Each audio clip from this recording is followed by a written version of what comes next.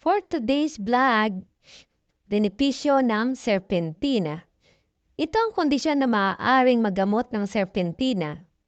Diabetes o blood sugar ay nakapagbibigay balanse sa asukal sa dugo.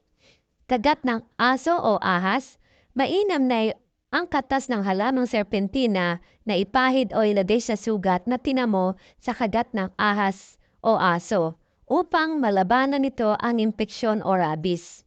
Kurikong, galis at punggus. Mainam din to, ilaga at ipanligo upang maiwasan ang bakterya o fungus. Body pain, anti-inflammatory.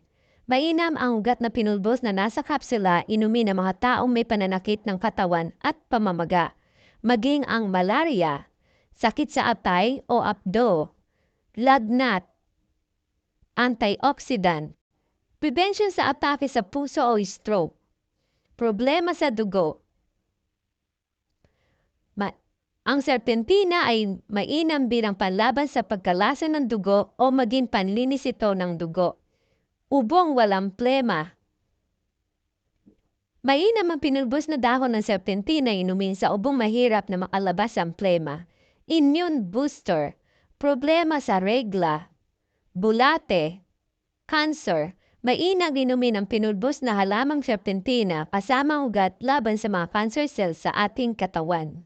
So ayan po yung benepisyo ng serpentina. Maraming salamat po. Thank you for watching.